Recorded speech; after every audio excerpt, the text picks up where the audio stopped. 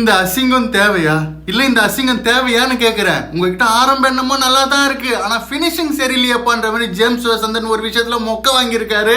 என்னன்னு தெளிவா சொல்றேன், வீடியோ ஃபுல்லா பாருங்க. மக்களே, ஜேம்ஸ் வசந்தன் உங்க எல்லாருக்குமே தெரியும், தமிழ் சினிமால இவர் மியூசிக் டைரக்டரா இருக்காரு. அண்ட் அதை தாண்டி நிறைய கான்ட்ரவர்சியான கருத்துக்கள் எல்லாம் சோசியல் மீடியால பதிவிட்டு இன்னுமே கொஞ்சம் ஃபேமஸ் ஆயிட்டாரு. ரீசெண்டா இவர் அரசியல் பத்தின கருத்துக்களையும் பேசுறதுனால இவர் ஒரு கருத்து கண்ணாயிரமாவே மாறிட்டாரு. இருக்க 2 நாளைக்கு முன்னாடி இவர் ஒரு ரெஸ்டாரண்ட்டுக்கு சாப்பிட போறாரு. காரை வெளியில பார்க் பண்ணிட்டு உள்ள போய் சாப்பிட்டுட்டு வெளியில வந்து பார்த்தா இவர் கார் கண்ணாடியை யாரோ உடைச்சு வச்சிருக்காங்க. உடனே அதை போட்டோ வீடியோ எடுத்து சோசியல் மீடியால போஸ்ட் பண்ணி அரசியல் பேசுனதுனால முன்விரோதத்துல யாரையும் கார் கண்ணாடியை உடைச்சிட்டாங்க, இதை தற்கொலைங்க பண்ணாங்களா இல்ல தருதலைங்க பண்ணாங்களான்னு கட்சியினர் எல்லாரையுமே வம்புக்கு இழுத்துட்டாரு. ஒரு போஸ்ட் ரொம்பவே வைரல் ஆகி அது நியூஸ் வரைக்கும் வந்துருச்சு. இப்படி இருக்கத்தான் நேத்து இவரோட கார் கண்ணாடியை யார் உடைச்சாங்க அப்படின்ற ஒரு உண்மையே வெளியே வந்துச்சு. உண்மையா என்ன நடந்திருக்குன்னா, இவர் ரெஸ்டாரண்ட் போயிருக்காரு. அந்த ரெஸ்டாரண்ட்ல பார்க்கிங் இல்லன்னு பக்கத்து தெருல காரை விட்டுட்டு இவர் ரெஸ்டாரண்ட் உள்ள சாப்பிட போயிட்டாரு. இவர் காரை நிறுத்திட்டு போனது யாரோ ஒருத்தர் வீட்டுக்கு முன்னாடி. அந்த வீட்டோட ஹவுஸ் ஓனர் யார் அவன் என் வீட்டுக்கு முன்னாடி காரை நிறுத்திருக்கான்னு செம்ம காண்டாயி கல்ல தூக்கி அந்த கண்ணாடியை உடைச்சிட்டு இருக்காரு. இது எதுவுமே தெரியாத ஜேம்ஸ் வசந்தன் ரெஸ்டாரண்ட்ல சாப்பிட்டு முடிச்சிட்டு வெளியில வந்ததும் கார் கண்ணாடி உடைஞ்சிட்டு இருக்கிறத பார்த்துட்டு யாரோ அரசியல் முன்விரோதத்துல என் கார் கண்ணாடியை உடைச்சிட்டாங்கன்னு போஸ்ட் போட